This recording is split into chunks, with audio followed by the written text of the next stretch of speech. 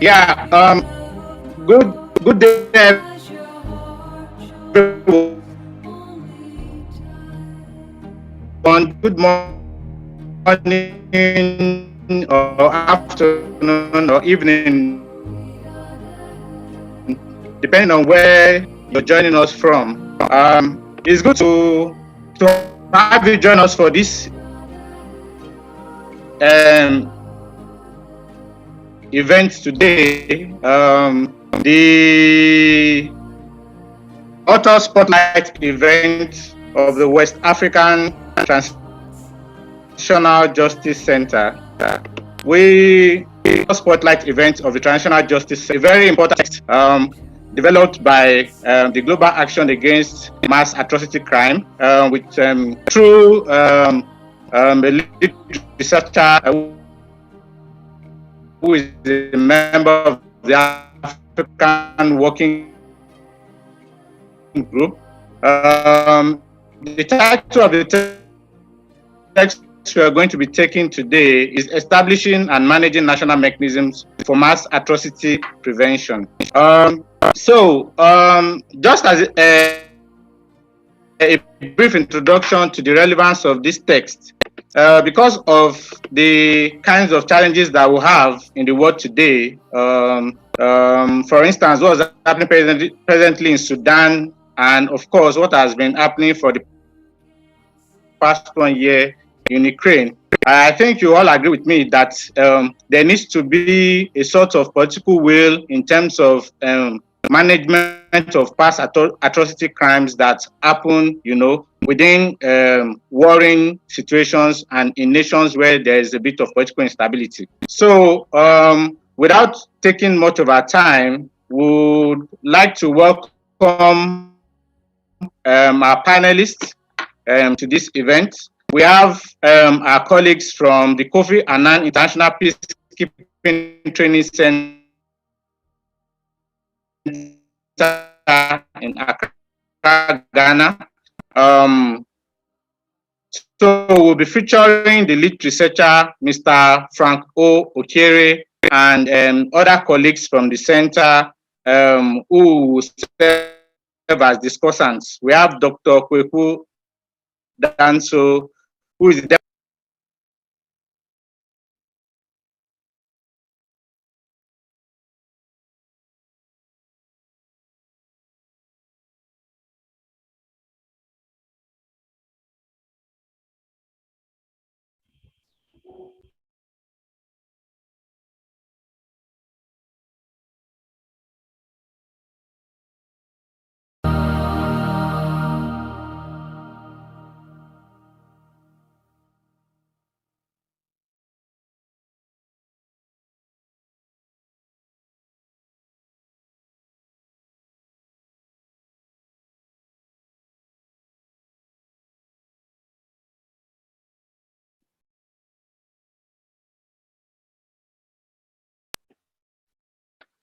Yes. So I was trying to hand over the platform to Frank, please. All right. Thank you very much, Philip, and good morning, good afternoon, and thank you so much for having us here. Before I go into the substantive issues, I think I would like to say a few words about the presenters. I will ask my colleagues to also introduce themselves briefly. My name is Frank Ochre.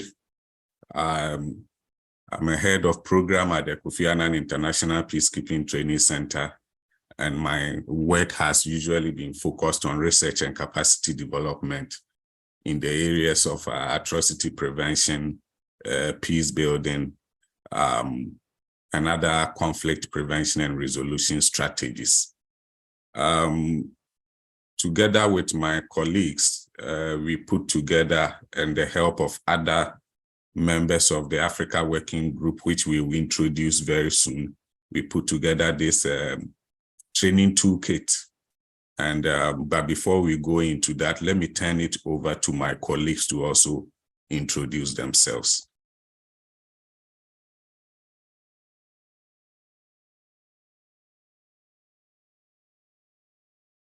Thank you very much indeed, Frank.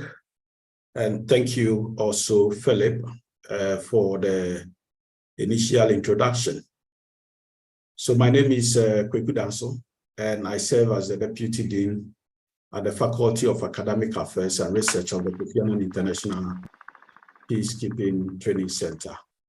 As Frank rightly noted, yes, we saw the opportunity to contribute to this project as a very useful one, and we reflected and shared ideas with other colleagues, and then ultimately the manual was produced.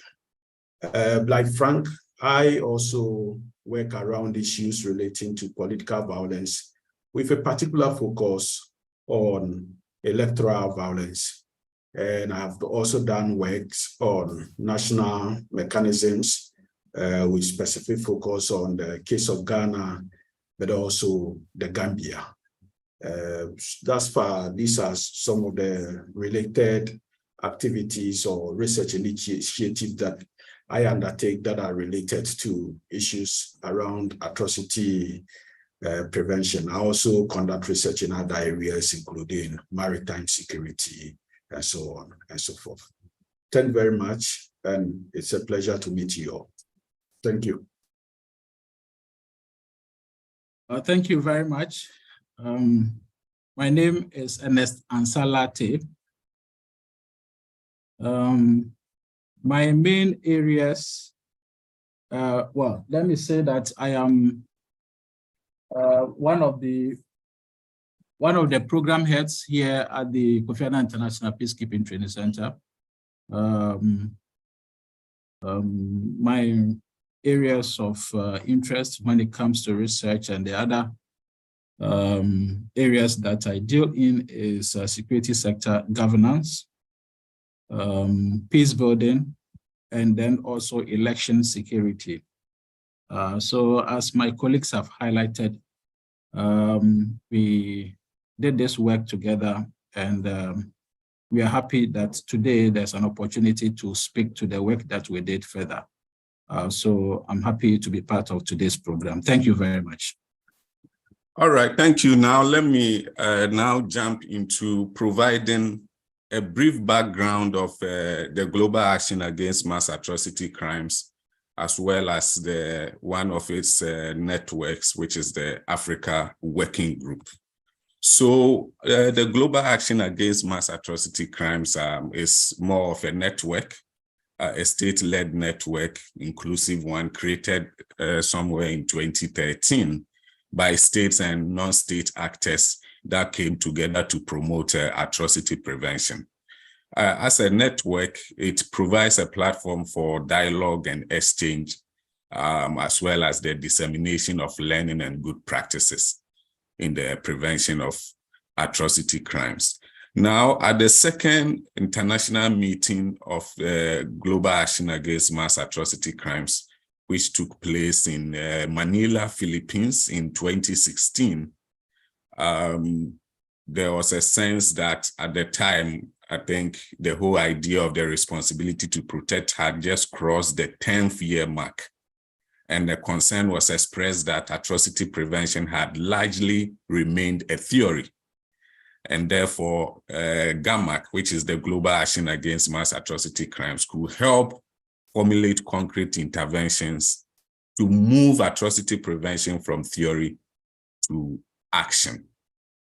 Now, the discussion there at the global meeting led to the formation of the Africa Working Group as a sort of an umbrella body of GAAMAC. And the Africa Working Group is a network of actors working in various phases of atrocity prevention spectrum.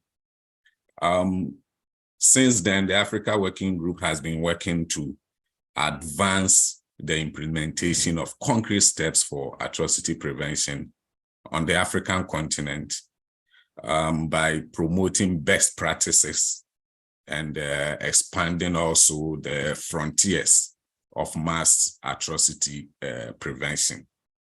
Now, following the second meeting in Manila, the Africa Working Group mooted the idea of commencing processes towards the development of a manual of best practices for the establishment of national mechanisms that will support that desire to translate theory into practice.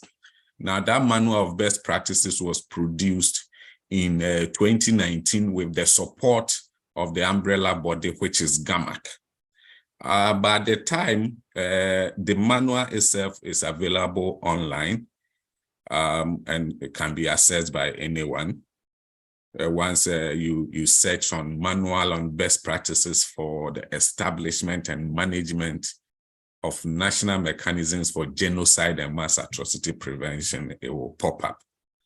Even though that manual of best practices was produced, there still remained an urgent desire to simplify it and make it a practical document to facilitate the transfer of knowledge and capacities for atrocity prevention in Africa.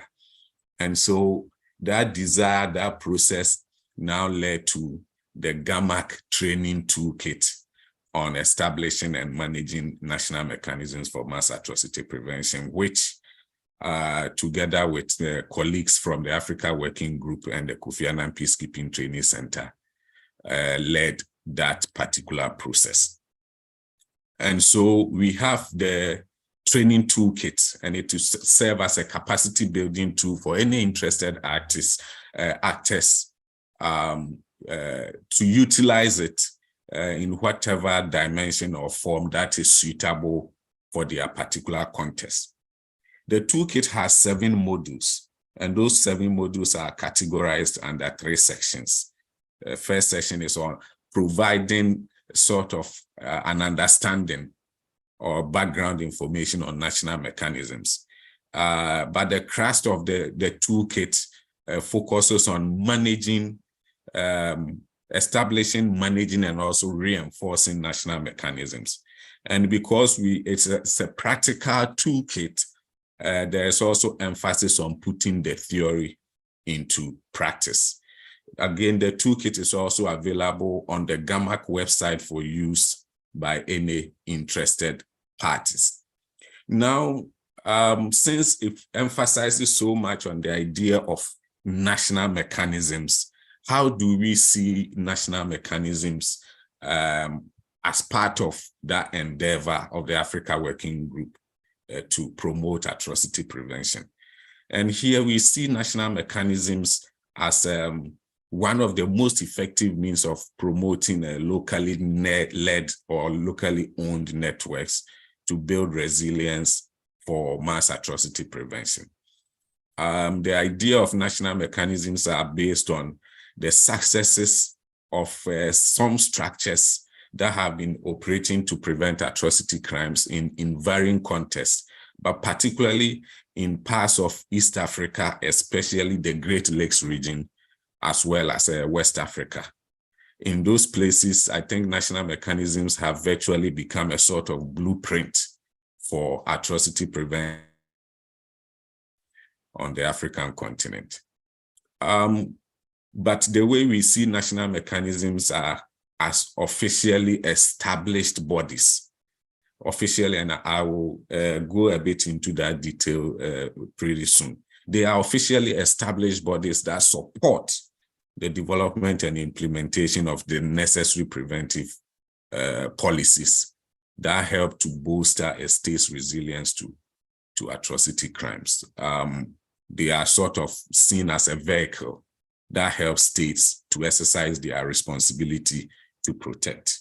As you all recall, in 2005, when states met at the World Summit meeting, they committed to the prevention of mass atrocity crimes, both in their prevention as well as response to unfolding crises that could degenerate into genocide, war crimes, ethnic cleansing, as well as crimes against humanity. So the idea of atrocity prevention is a state responsibility. But I think there is wide recognition that the state alone cannot do it. And where states have been relied on solely to prevent atrocity crimes, I think the results has been abysmal. And so the idea of national mechanisms is a more effective way of leveraging the resources of a particular setting or a particular context to prevent those mass atrocity crimes in fulfillment of the state's responsibilities. But one thing we have realized is that national mechanisms are now known by different labels in different contexts. And often it can be a bit confusing trying to decipher what is a national mechanism and what it isn't. But there is wide recognition that as long as they enable a state to exercise its responsibility to protect, national mechanisms do not need to be strictly labeled. I think that is a major point of contention as far as national mechanisms are concerned. So now when you talk of national mechanisms, people can think they look like something like a Gacaca court in Rwanda, or a Palavahas system in Liberia, or a National Peace Council in Ghana, or even a National Committee for the Prevention of Genocide and Mass Atrocity Crimes in Uganda. And so there is a broad array of institutional mechanisms that could fall under national mechanisms.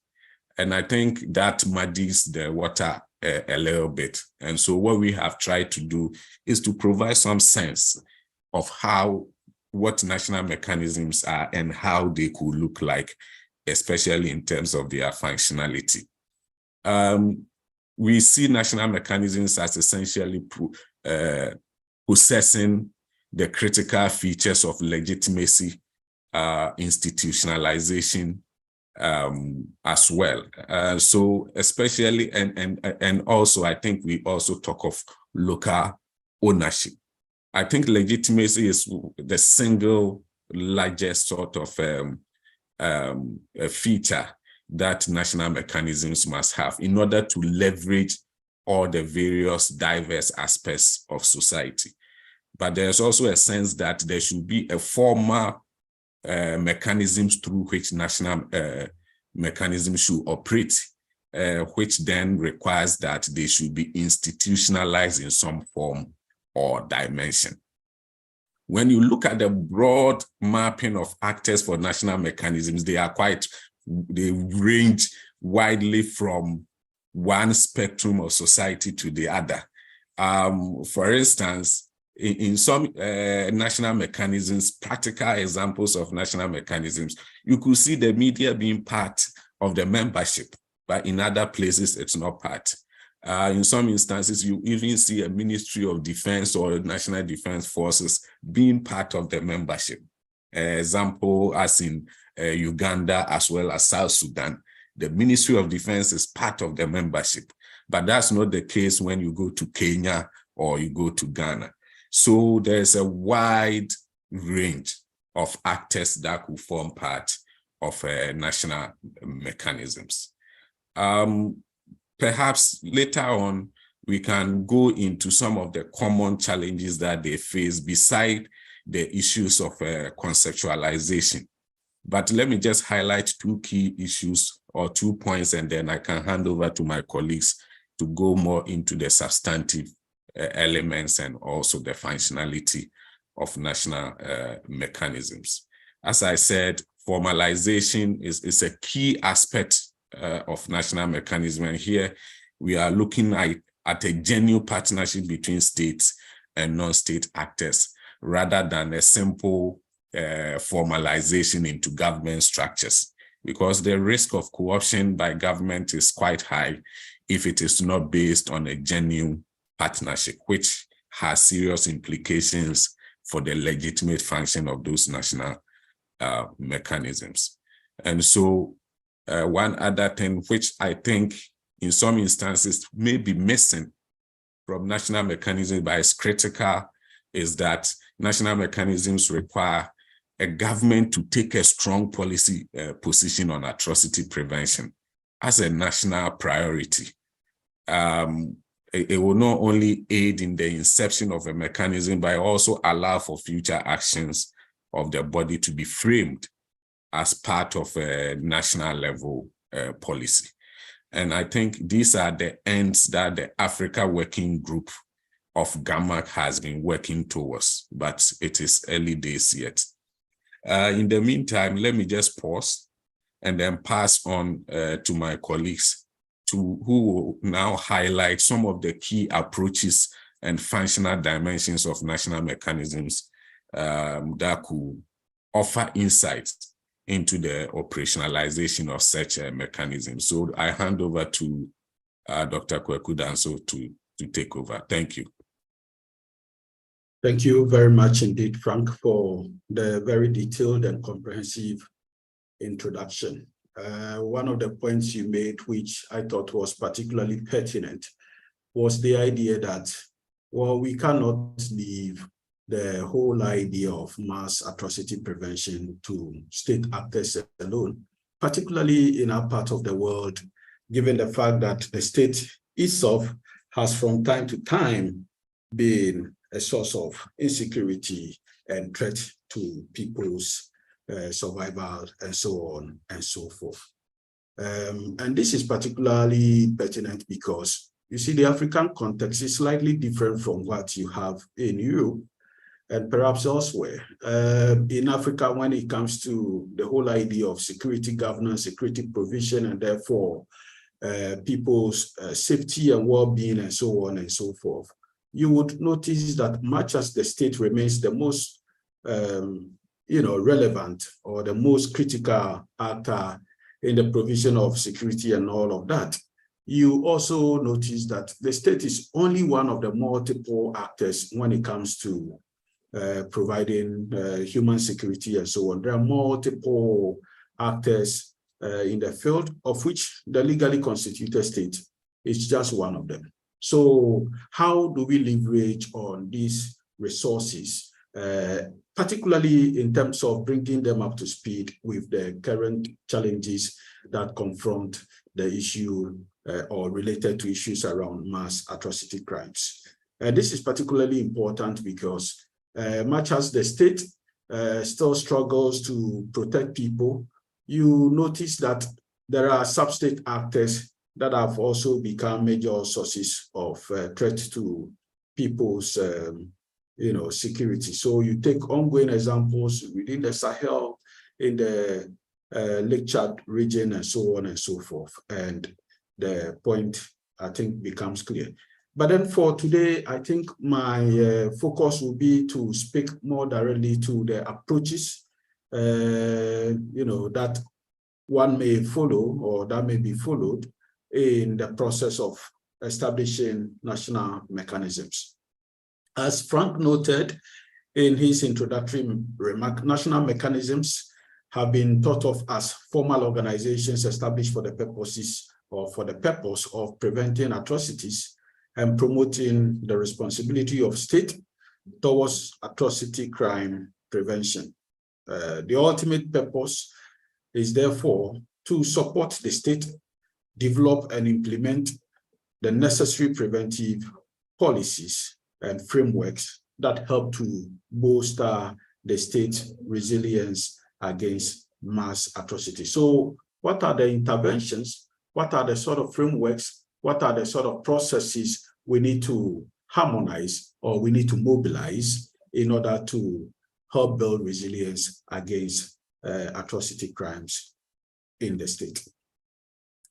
Even though most national mechanisms may share these common objectives, there are no two national mechanisms that are similar, as Frank pointed out. And even that, to a certain degree, speaks to the difficulty in sort of identifying or coming up with a commonly acceptable conceptualization or conception of what national mechanisms actually consist in, or what they entail, or what they are. So while sharing these common objectives, as I noted, no two national mechanisms are the same. And I think it is important to emphasize that point. Part of the reasons being that Usually, national mechanisms are deployed in different contexts with unique challenges, right? In other words, the political situation and conditions that national mechanisms are deployed to address may vary from one state to the other. Moreover, national mechanisms may either be incorporated into pre-existing institutions, subject to certain modifications as may be necessary, where such frameworks already exist, or else they may be created completely from scratch. And that would sort of inform the nature and structure of these mechanisms. Yet either way, the goal is to design contextualized mechanisms that recognize and respond to the particularities of the specific states based on inclusionary strategies that support broad participation in the process. This includes, in other words, sensitivity to context and stakeholder engagement and so on and so forth are extremely important, because without it, it is unlikely that national mechanisms would be effective if they are merely modeled along generic templates or one-size-fits-all logic. And normally there is the tendency to say, well, but there is this country that has just established national mechanism, and therefore we should perhaps look at the steps that they took and, you know, model our own mechanism on that. And I've had the occasion of speaking to colleagues elsewhere within our sub-region who are seeking to establish their own national mechanisms. And normally they will send a delegation to Accra to study what Ghana has done. But I tell them, much as they want to do that,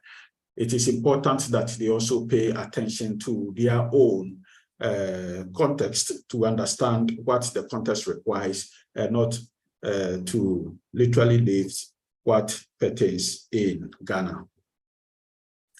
National mechanisms are bound to face difficult challenges if they fail to mobilize the support of critical stakeholders in both official and unofficial settings or circles. And for that, I think Frank clearly made a point when he talked of the salience of legitimacy, the idea that the whole mechanism or process may be,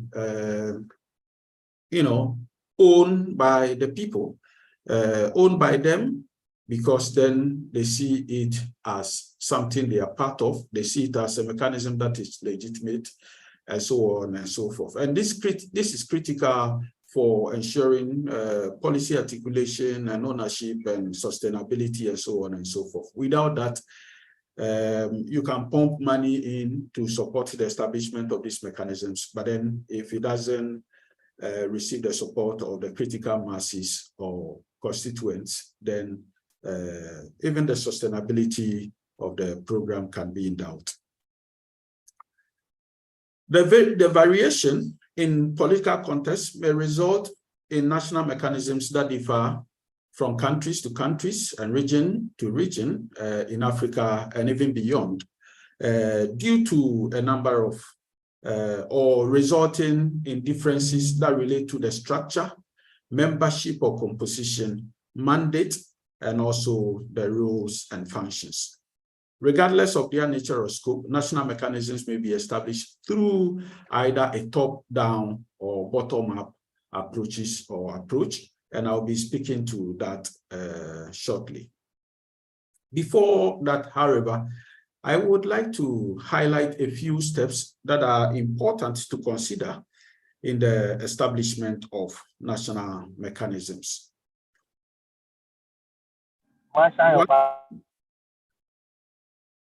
One critical step that needs to be taken into account relates to the conduct of an environmental scan or baseline research. This environmental scan or baseline research is critical in order to identify patterns of vulnerability and potential opportunities through data gathering and analysis from the perspective of atrocity prevention.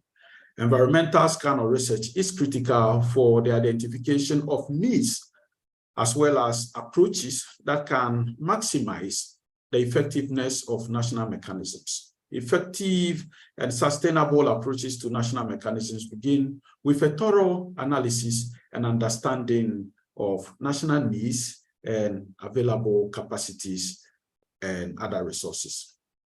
Research conducted for this purpose may take the form of analytical baseline assessment of the current status of conflict prevention, early warning mechanisms, and justice delivery, through which it is possible to identify the necessary gaps and to define the problems that need to be addressed. Research is also important for conceptualizing and formulating approaches or appropriate responses, identifying the relevant expertise needed to support the creation and management of national mechanisms. Thus, research may be conducted to, among other priorities, understand the nature and scope of the problem that is the focus of national mechanisms and identify current status of existing preventive efforts, their potentials and pitfalls. Defining, or depending, I should rather say, depending on the political situation or context, 4 major categories of countries may be identified within the African context, where the establishment of national mechanisms may be necessary. These include: 1, countries that are making the transition from war to sustainable peace, including countries such as Liberia, Sierra Leone, and so on and so forth. 2, countries emerging from authoritarian rule, including the Gambia, as an example. 3, countries that are contending with violent extremism or outright terrorism, including Burkina Faso, Mali, Nigeria, Somalia, and so on and so forth. Countries that are managing their vulnerabilities with a focus on prevention and resilience, including Ghana, Botswana, Tanzania, and others in that category. The objective of the environmental risk assessment can be achieved by answering a number of questions that includes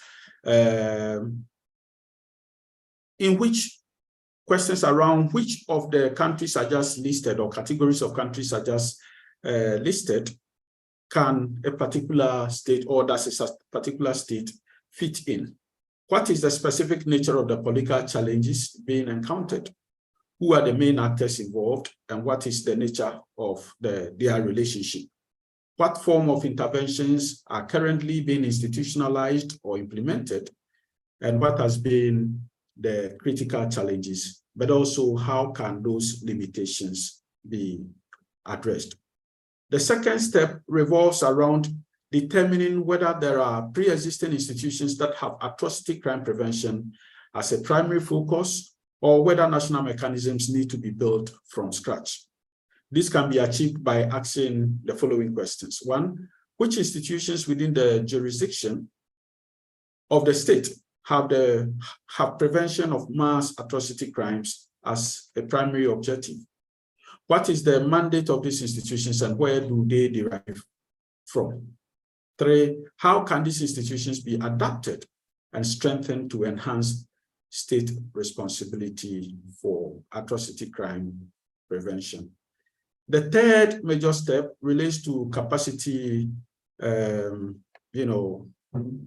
assessment, or assessment of capacity requirements and assets and other resources. As you can imagine, many countries that are going through issues relating to mass atrocity crime or outright conflict are countries also that oftentimes struggle with issues of expertise, capacity, and so on and so forth. So who are where is the expertise to even establish and manage this national mechanism? Because oftentimes there is the tendency on the part of professionals, to escape into exile, particularly in the context of armed conflict or other political strifes.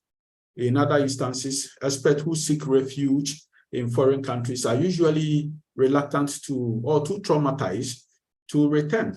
Some also fear arrest and so on and so forth, and therefore are reluctant to return. And all of these create capacity challenges, and therefore necessitating the need to engage stakeholders in terms of how capacity could be developed to not only establish, but also maintain and sustain the process. Then there's needs also to map out critical stakeholders.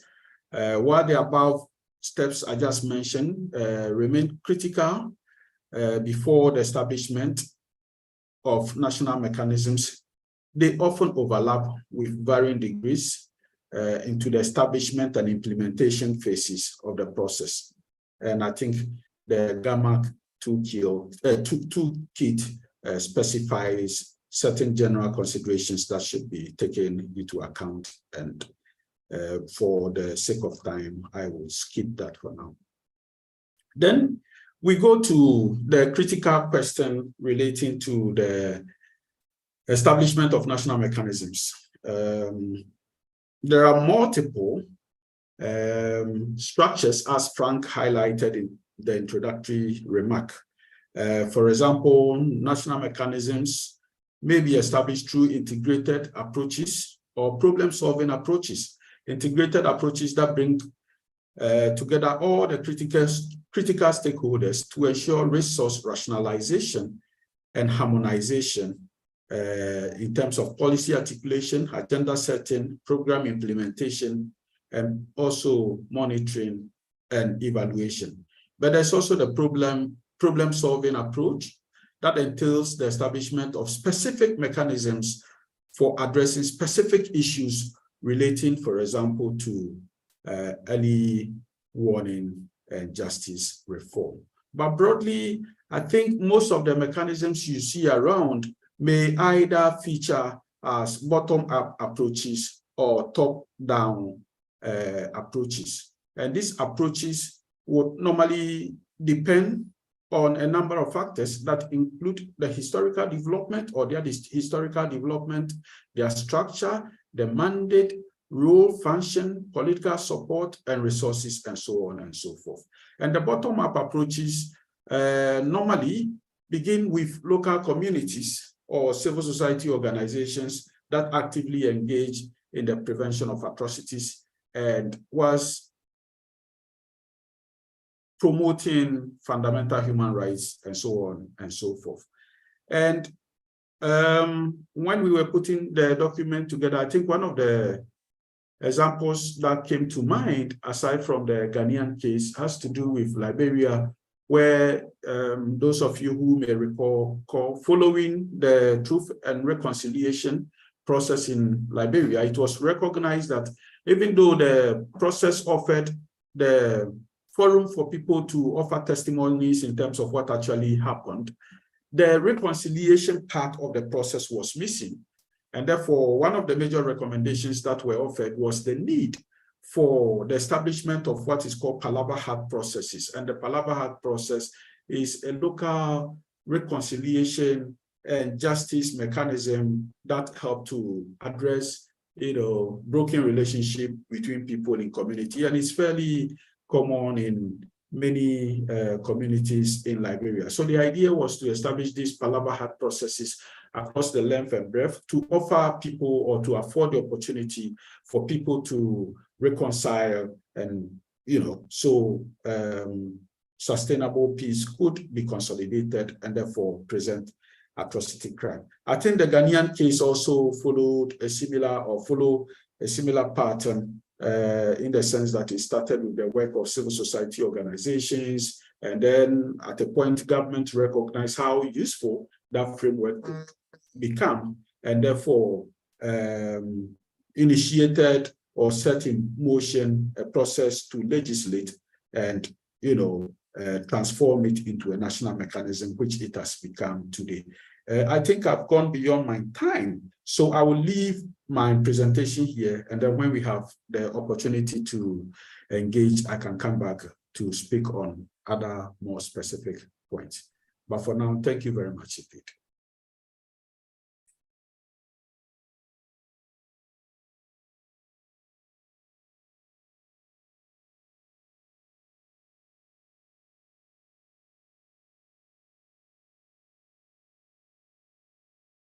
Yes, so I'll turn the floor over to Mr. Ernest Latte to also give us bits, especially go into the functional aspects of national mechanisms. And as Kweku stated, there are a number of approaches. And so Ernest will help us get a sense of what sort of functions are national mechanisms engaged in, and what are the processes for that sort of engagement. So Ernest, you have the floor. Thank you. Yeah, thank you very much, Frank. I said a number of things, and you notice that three key things have emerged, especially from your introduction remarks, Frank, and then the experience that Kweku has shared with us. And these three things are program design and implementation, which is a key component for most of these national institutions, because what they basically do is to roll out programs, programs on conflict prevention, programs on reconciliation and mediation, programs on dialogue, programs on elections, programs on gender-based violence, and many other things that are connected to mass atrocity crimes. So how do they design these programs, and how do they also implement these programs? And I will touch on some of the processes. Then again, engaging stakeholders is one of the areas that both of you have highlighted throughout your presentation. And how do they do that? And especially for lessons that have been learned so far with the existing ones like Ghana, and then the Gachacha process that you mentioned, and then also the Palava Heart system that you also mentioned in Liberia. Then I think, Kweku, you mentioned early warning. I will add early response, because from the ECOWAS perspective, I think now the concern is that we do quite well in raising the early warning alerts. But when it comes to the response, that is where we're lacking. And that is where things become very volatile in terms of the transition between the causes of mass atrocity crimes and how we are unable to prevent it. The issue about prevention is that we are able to raise the alert, but we are unable to respond in time to be able to prevent the crimes that emerge. And so these three things, I'm going to box them together quickly in my presentation. So when it comes to program design, as I've mentioned, most of these mechanisms, national mechanisms, as we are focusing on, they are national because usually they situate themselves within a national policy. A national policy maybe to prevent mass atrocity crime. And usually government derive these policies from international instruments. And I think, Frank, you have highlighted the genesis of all these mass atrocity crimes and all those things at the international or the global level, and how now countries are beginning to integrate them in their national policies. So any mechanism must roll out their programs within a national policy. And so usually a policy, as we defined in the document, is a general statement of intent guiding decisions on prevention, mitigation, and maybe prosecuting on mass atrocity crimes. And so all these national mechanisms, this is how they orient their programming in order to be able to prevent But whilst they are preventing, they also mitigate in case there are occurrences ongoing. They try to mitigate the impact. And also where they've not been able to prevent, they move from mitigation to that of prosecution, where they link up with the criminal justice system, such as the police, such as the judiciary, to be able to prosecute. And in this case, accountability is very important. Those who have committed these crimes must be made accountable for the crimes that they have committed. So most of these programs are linked to this. So if you look at the way we have conceptualized it in the document, program design is linked to policy and is also linked to project management. So program usually is not implemented in isolation. The argument we have made there is that a program must fit into a national policy and it must be implemented through specific projects and specific activities. We do this because we know that there are results that we expect from implementing these programs or policies or projects. And the results are clustered in three main ways. At the policy level, we expect that we have impact, impact from the activities or the policies that we implement. And at the program level, we expect that we have outcomes, specific outcomes that I will come to very soon. And then at the project level, we have highlighted that anytime you execute a project, the immediate resource is output. What is the output you are seeking to achieve? So as we have policy, program, and project, the same way that we have impact, outcome, and input. So anytime we are executing a program, we do it within the framework of these three elements. A program is not implemented or designed in isolation. So right from the design stage, we need to look at the output, we need to look at the impact, and we need to look at the output, the outcome. Now, there are 5 steps that we tease out based on the research and how we have designed it in the program, in the document. So for instance, all these mechanisms or institutions who are into conflict prevention, prevention of mass atrocities and all that. And I think you have highlighted some of the examples like the Peace Council, and I'll mention a few of them that have come up recently, especially within the West African region. But of course, before you begin to have an activity implemented, you need to mobilize your inputs, the resources that you need, such as the personnel, the equipment, budget, and all that. And we know that most of these agencies or institutions usually are nationally based. Even though, as Kweku has highlighted, we may have a bottom-up approach, but they all, and ultimately, what happens is that they become integrated into the national policy for preventing mass atrocities. So what happens is that a lot of them draw their support, financial support, from budgetary resources allocated by government, approved by parliament.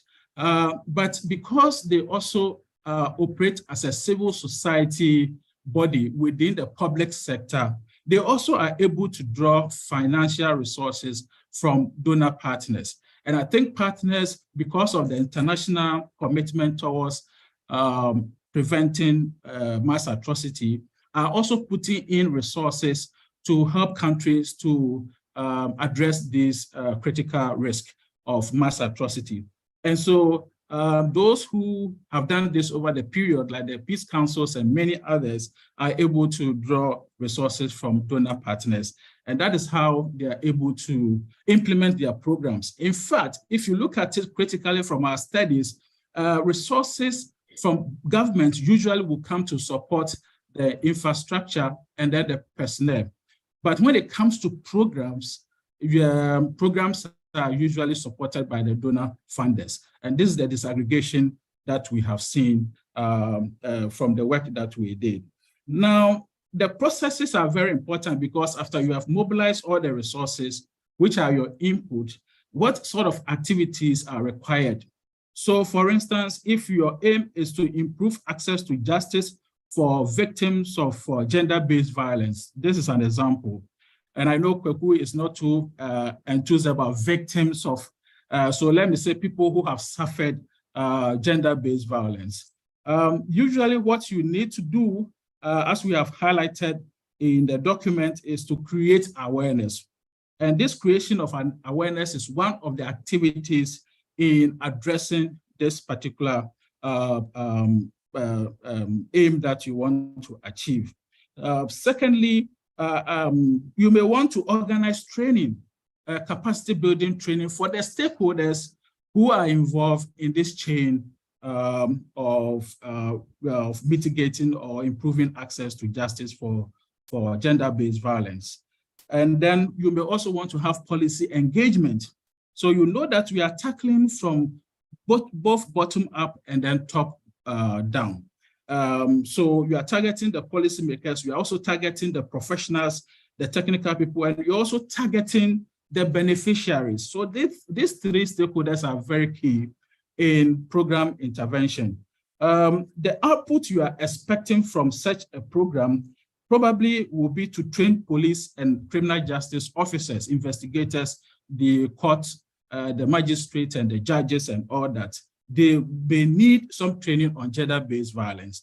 Sometimes a new law may come up and they need some sensitization about the law. So these national mechanisms, what they do in terms of programming will be to conduct training for these officers who are in the criminal justice chain.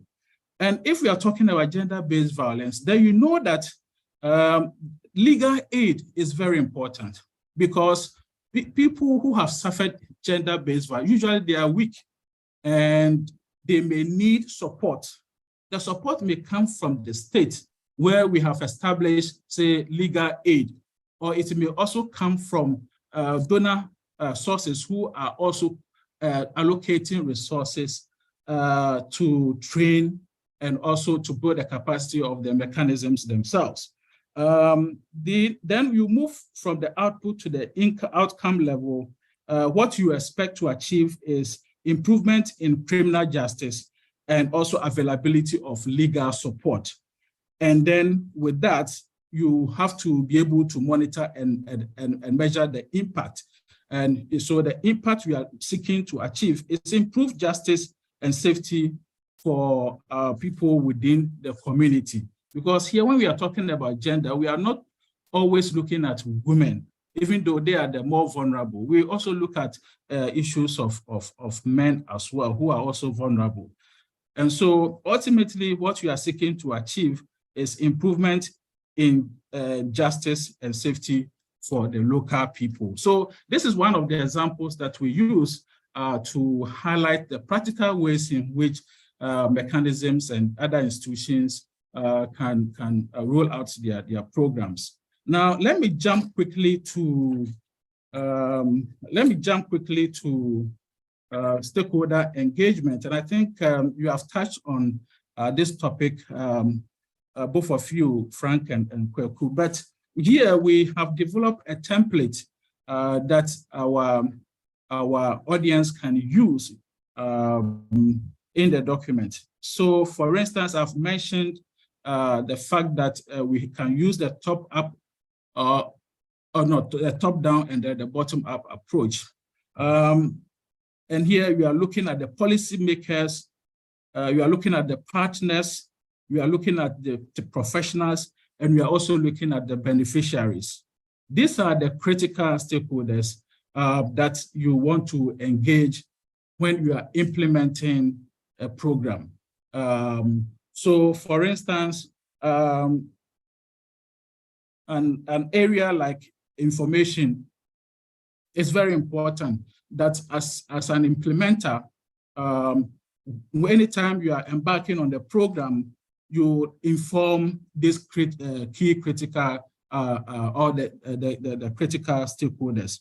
Information, we all know where you can put out information. And this day we have mass media, so social media, And a lot of these organizations are making use of them in terms of giving out information that are useful for the prevention of mass atrocity. Another level will be consultation.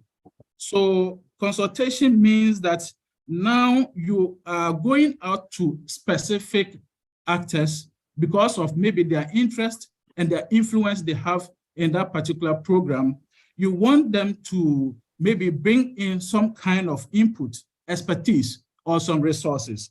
And so you go and engage them and then get their input into the process. That is consultation. Now, there's come a stage where, because maybe lack of resources here and there, you may want to partner other agencies who are also having the same interest and also want to partner with you as a mechanism, an institution that is implementing this. So the level of engagement becomes deeper than that of consultation and just giving out information. And here you involve them from the planning, then the design, and then the implementation stage. Now, at a higher level of engagement is collaboration, where both parties are engaged and sharing resources and information in terms of the implementation. And here, even they may be part of the evaluation process to see what impact has been generated from the implementation of the program. That will do for the stakeholder engagement. In terms of early warning, I wanted to highlight the fact that in West Africa, there is an effort to establish early warning coordinating centers in all the countries. So I can report that now all the countries in West Africa have established early warning centers. And these early warning centers, so if you take Ghana, for instance, we have the Peace Council. And the Peace Council is the body that coordinates all the early warning and peace building activities in the country. That was their mandate. But we have another organization called the National Early Warning Coordinating Center. It is located within the Office of National Security here. It's headed by a military person, whilst in Sierra Leone, it is headed by a civilian. And so you notice that countries, just like Kweku Danso has said, have adopted different strategies, even in terms of the personnel who are in the leadership and the management of this institution. This early warning center, for me, how it operates is that it will gather information and analyze information. And after that, it will relay the information to the Peace Council to now do the dialogue and then the mediation for prevention purposes. So this is where I see their respective roles. But when you look at the document, it seems like there's some kind of conflicting roles that may arise in future. Who is doing what at what point in time? And especially as the Peace Council is located within the Ministry of Interior, whereas the Early Warning Center is located within the Office of National Security, and they are part of the national security structure. So are we going to see this mechanism operating as national security, or we are seeing them as early warning centers? And these are some of the questions that I think that when it comes to the practical implementation, we have to look at. But it is also the same thing that is being replicated. I'm happy to also announce that in Sierra Leone, just last month, they also inaugurated their National Peace Commission. It is structured similar to the Ghana's example, and they are also moving to Liberia to establish another mechanism. And so what we are seeing is that the peace councils or the peace architectures, much as they combine early warning, part of their early warning role has been taken away from them and it's been given to the National Early Warning Coordinating Centers. Maybe let me end here, and then when you raise your questions, we can come in again. Frank, thank you very much. Thank you so much, Mr. Latte and Dr. Kweku Danso, for the very detailed and insightful presentation. I think I'll now turn it over to the host if he is still available to navigate the next steps. Yeah, I hope my network is clearer now. Thank you very much to our panelists, Mr. Frank Oke, Dr. Kweku Danso, and Mr. Ernest Latte. Not attempting to, just to give like a very brief summary. Please, can someone confirm if you can hear me? Maybe I should put off my video. Yes, we can hear you. Yes. Yeah. So, yeah. Thank you very much. I had to struggle my way through. So, I mean, Mr. Frank created a very broad background for the reasoning behind the manual, and of course, which led to the toolkit, the purpose of GAAMAC, and the basis of the need for us to start working with on the prevention of mass atrocity crimes, and taking, concrete steps towards this. Dr. Kweku came with his own intervention on the structure of the mechanisms that people have used. I think he spoke about the need for proper contextualization, the need for ownership, and the forms of approaches, which is bottom up or top down.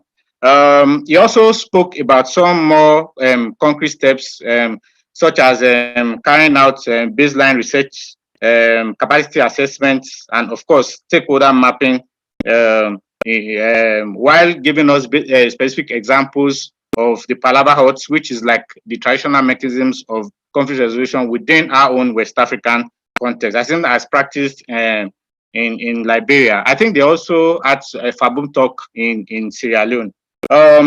Then Mr. Kweku took his own, Mr. Ernest Latte spoke about the program design and implementation, and he touched on the areas of foci, which are often conflict prevention, reconciliation, dialogue, elections, then gender-based violence.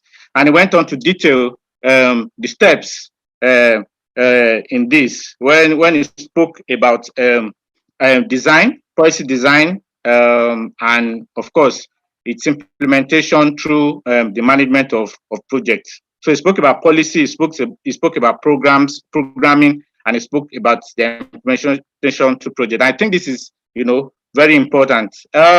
If I could start, I would just like to throw it open to say, when we talk about the bottom up and the top bottom approach, which one do we think should come first? That I know both of them are important, but I know you've spoken about proper contextualization in different contexts, but how do we determine what is suitable, across different contexts when it comes to these sorts of approaches? Do we start at the community level to create these interventions? And if we start at the bottom, how do we try to create legitimacy, within the national framework of the management of mass atrocity crimes, and of course its prevention even before the management? And if we are going to start at the top, then who is supposed to take the initiative?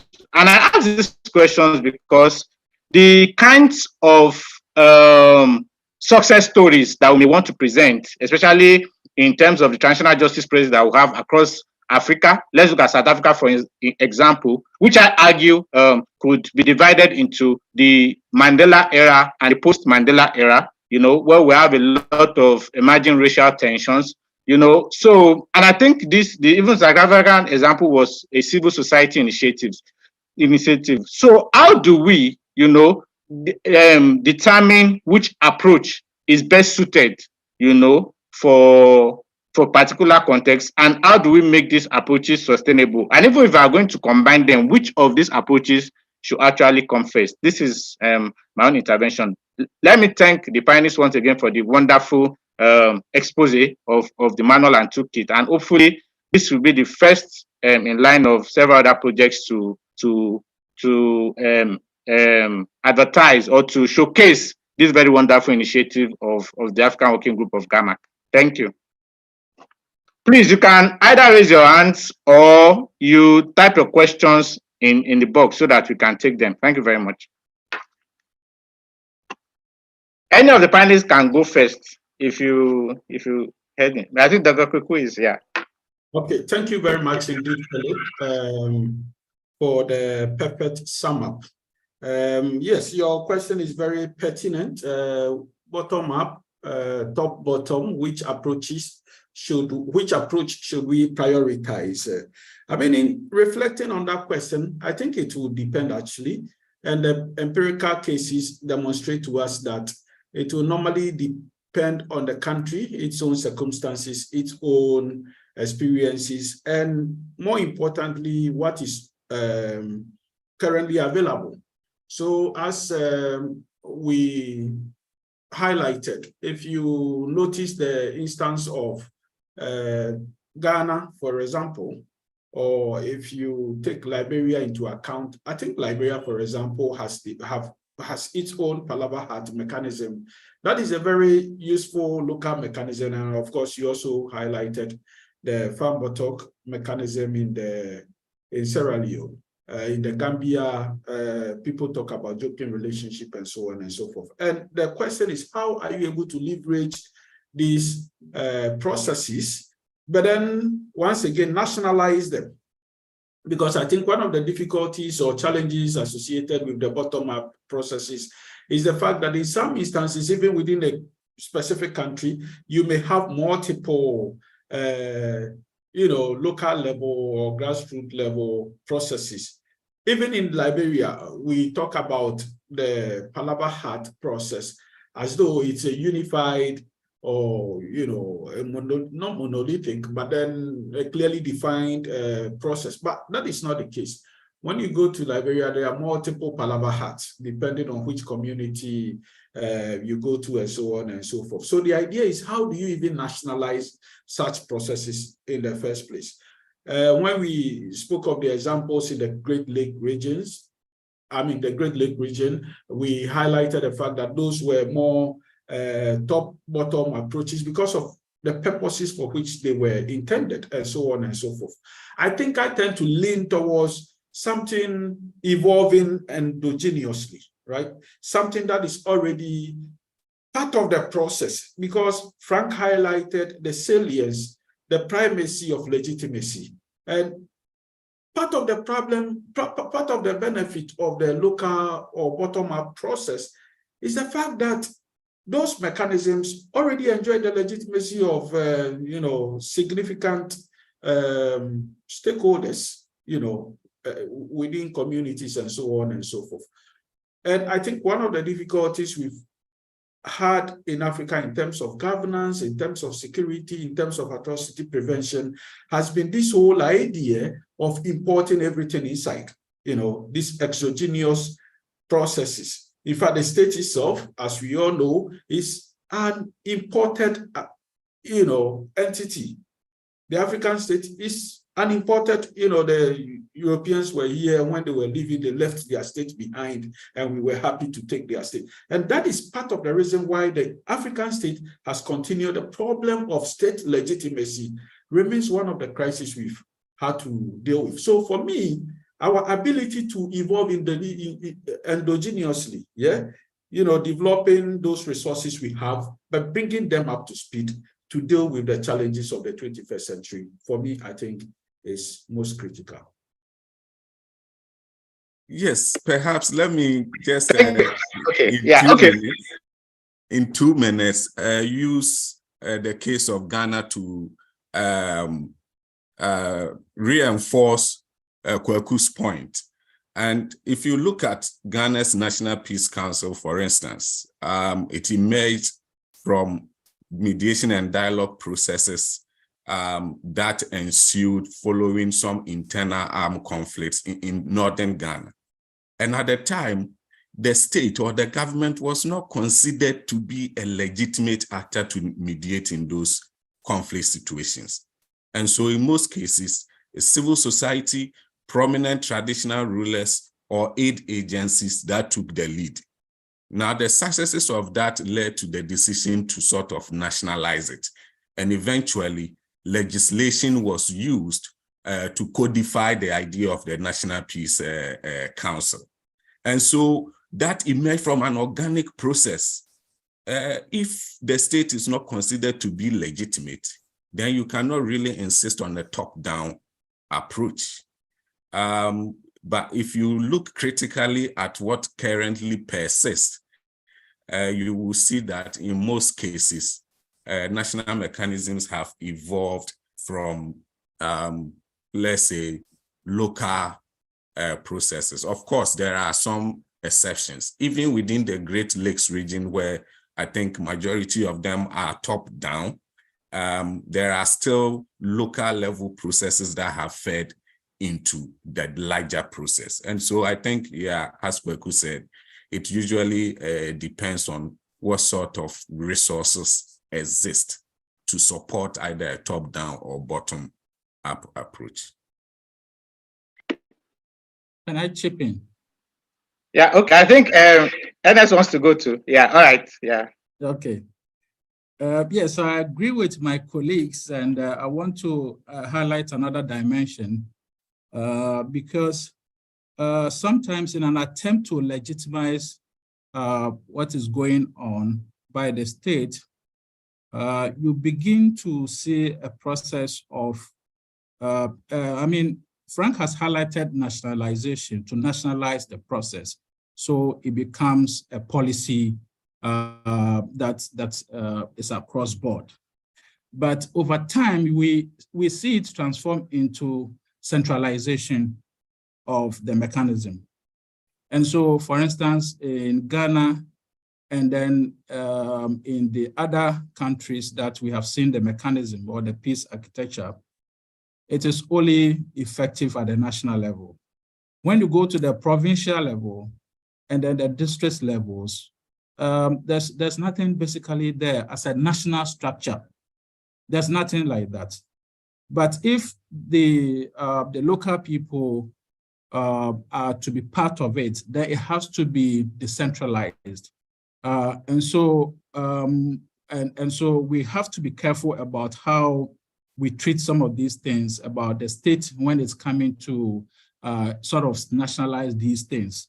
The other danger is when you have a supranational body like ECOWAS taking the initiative to the countries. And as I've highlighted about the early warning coordinating centers, they think that they owe allegiance to ECOWAS and not so much even about the country. So that is one of the issues we have to look at. And that one, is it a top-down or is something else? Because all this conversation we are having as bottom-up, top-down is within the state policy realm. But when you have an external body that is also bringing in these ideas, then the national ownership is very important.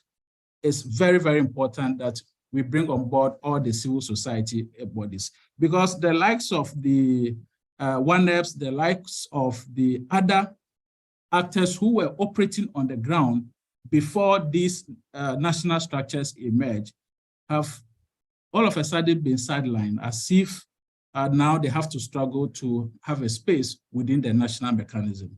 And I think that we have to throw this in for countries who are implementing their mechanisms.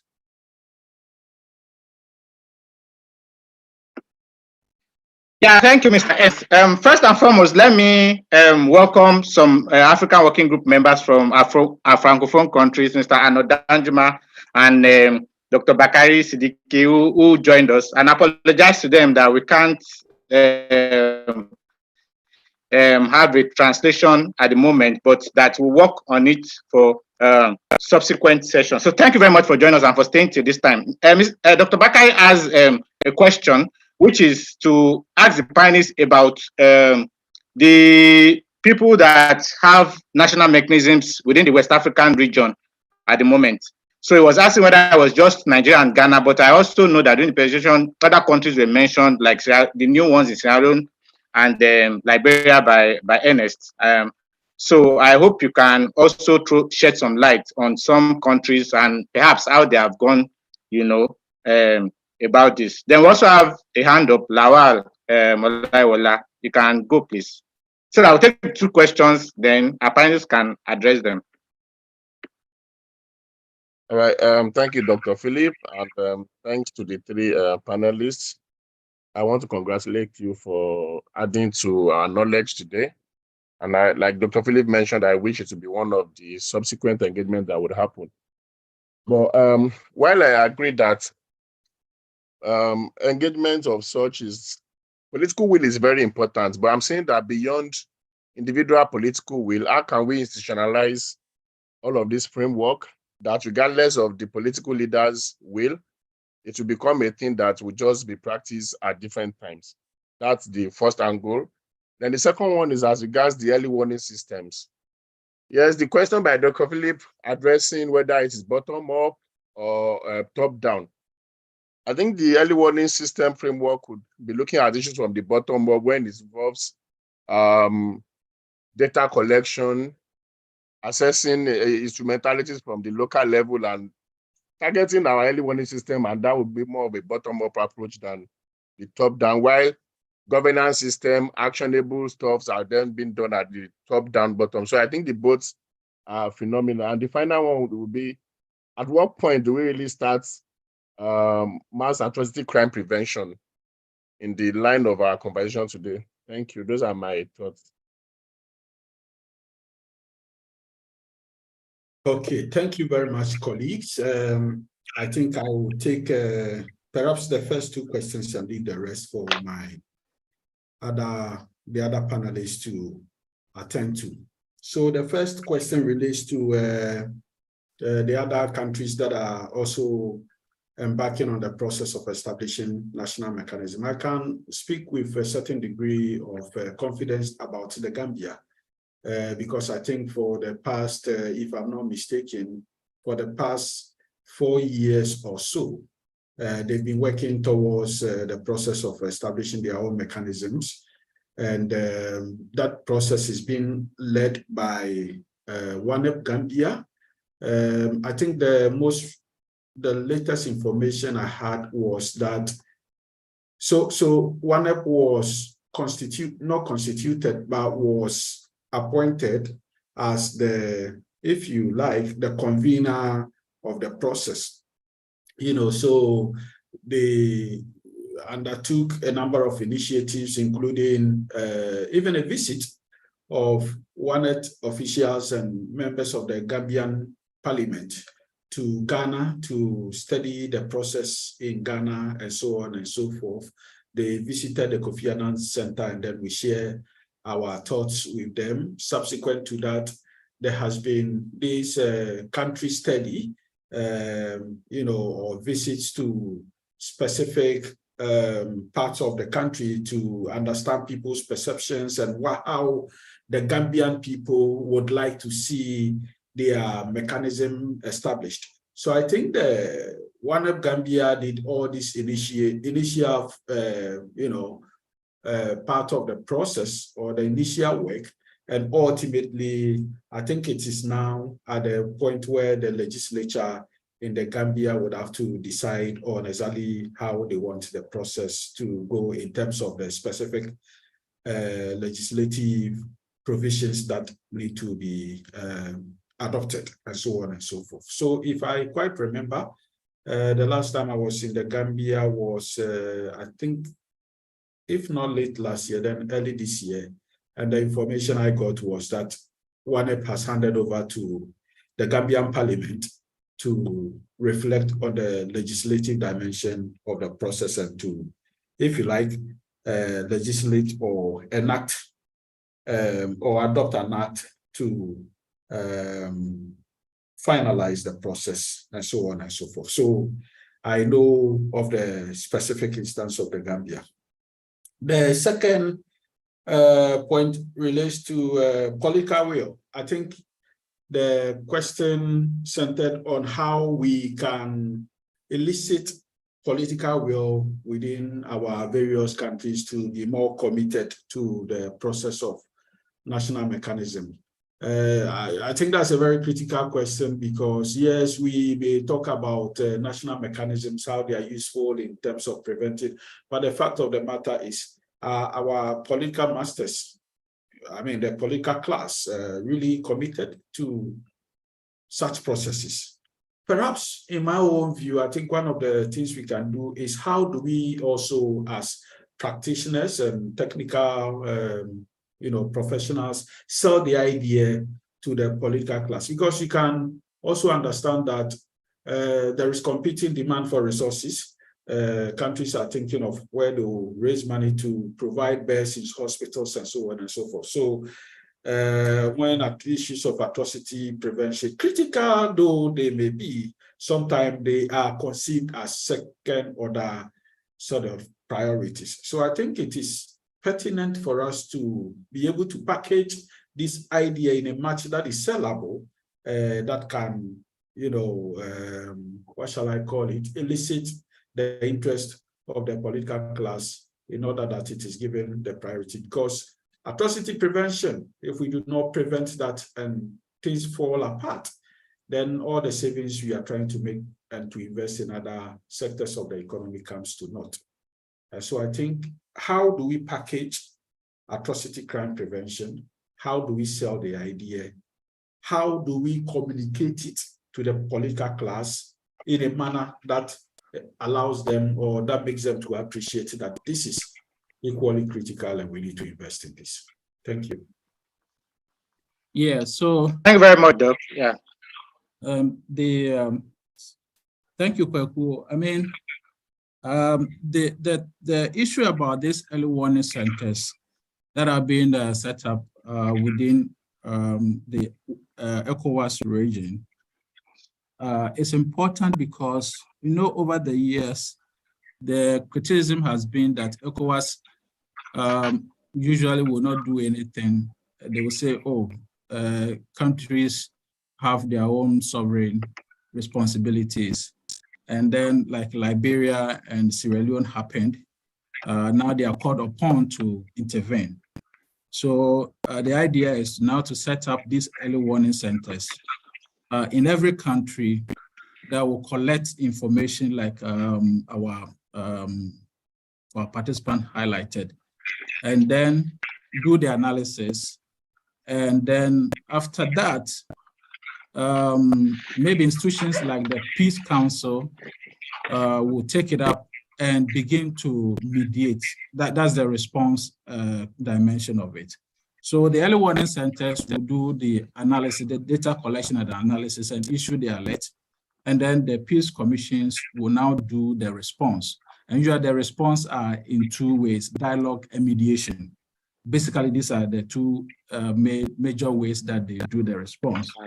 Now, the other ways of doing the response is to pass on the information to the security agencies where crimes are involved, so that they do further investigation, and then where they need to prosecute, they do the prosecution. And so this is the dimension that ECOWAS has brought into being. Now, I think we could mention about communication. How do we communicate to our political actors? Because when we are talking about legitimacy, then we are also talking about political will and many other things. Now, I mentioned about Sierra Leone and their National Peace Commission, which was inaugurated just last month. And you notice that Sierra Leone is going into election next month. It's a major election. There are 4 elections taking place at the same time, just as we had Nigeria having 3 or 4 going at the same time. And the stakes are very, very high. And so the Peace Commission, one of its primary duty as it was inaugurated is to have communication deployed on peace messages. It is now even beginning to bring the parties together to sign some kind of a peace accord, as was witnessed in Nigeria. And it has sent out billboards, have jingles on radio and TV, all trying to communicate the message of peace in the coming election. So it is almost becoming like Ghana's model, where when it was started, the emphasis was only on elections. So you hear Peace Council more during or towards electioneering period. And it is the same thing we are beginning to see, even though it is early days yet with the Sierra Leonean Peace Commission. It is important to highlight about the structure, because when we talk of early warning, there's a thin line sometimes between early warning and intelligence. So when you set up early warning center and you place it within the national security, and you have security officers collecting the information, some of it may be through, is it overt or covert means, in sharing that information becomes very difficult. And so, because what happens is that information is shared on the need to know basis. I noticed that these days we are also fighting violent extremism and many of these crimes that requires high level of information collection and analysis to be able to beat those guys to their game. And so it is becoming murkier if you look at early warning and then the fight against violent extremism and how these structures are being configured. And so one of the key things we want to highlight is that the roles must be very clear. Otherwise, we will be setting up institutions, and all that they end up doing is confusion and duplication in the system, and we might not end up achieving the desired goal that we intend to achieve. Thank you. All right, so let me, in the next 2 minutes, let me respond or attempt to respond to Mr. Bakari Diaby's question on which centers within the sub-region have some national mechanisms in place. And by the way, Mr. Bakari Diaby is the vice chair of the Africa Working Group. So it's good to have you here. So I will start with Côte d'Ivoire, which is Mr. Bakari's own country.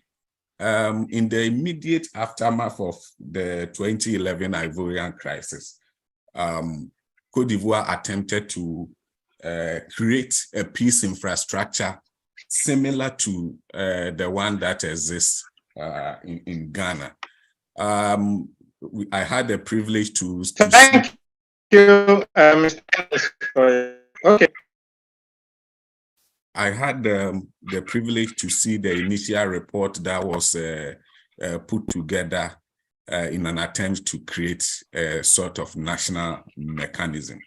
I think what Ivory Coast or Côte d'Ivoire realized at the initial stages was that it did not have the building blocks to establish a national mechanism. And so an attempt was made to create those building blocks. And so one of the initiatives that was put in place was, for instance, the creation of a sort of a national house of chiefs. And because it was thought that there were just too many divisions within the traditional ruler, it was something like a house of traditional rulers and leaders. I think that is where they got to, as far as I am concerned. At some point, that was also subjected to some politicking, and I'm not sure if they've been able to create the building blocks that will support the national mechanism. Guinea and Burkina Faso in recent times have been sending delegations around to study what exists and how those can be replicated in their own context. And Nigeria also has a National Peace Committee. And I remember the last time we held a consultative session with the Secretariat of the Nigeria Peace Committee. It was thought that Nigeria's version of the national mechanism was more centralized, relying on prominent personalities within society that usually intervene in crisis situations. They've seen to be very active, especially during electioneering seasons. Niger also has a semblance of a national committee. They call it National Council for Political Dialogue. And the last time we studied the National Council for Political Dialogue, it operated quite similar to the National Peace Council as we have it, except that it is limited to state agencies. And so that aspect of non-state engagement or participation has been lacking. I think Kwaku has already talked about the Gambia. These are some of the existing mechanisms and as well as the processes in trying to establish some mechanisms within West Africa.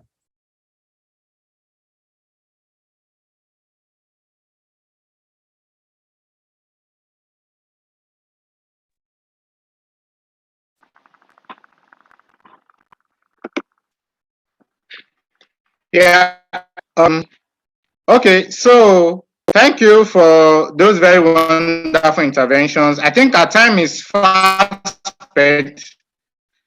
Let me appreciate everyone that has joined us for this event. Starting with our panelists, Mr. Frank Okere, Dr. Kweku and Mr. Ernest Lati from the Kofi Annan Institute for Peacekeeping. We're grateful for your interventions. We'll have more engagement on this very important manual of establishing and managing atrocity crimes, at the national level. Let us also thank Mr. Bakari Siddiqui Diaby, the Vice Chair of the African Working Group, for joining us. And we also thank the Waje Center community. Tomorrow is actually our 3rd anniversary. So we thank you for supporting us thus far, and we hope that through your support, we'll be able to carry on the flame and even reach for greater heights. Our next event will be in July. Our next public event is in July, where we'll be hosting people talking to us about African Revolution and reparations debates in the 21st century. So we'll soon put word out, and we hope that you're going to join us for this very wonderful event. So thank you very much, everyone, for joining us, and we look forward to having you back on our platform very soon. So in the meantime, enjoy the rest of your day at whatever point you are in the day, and see you very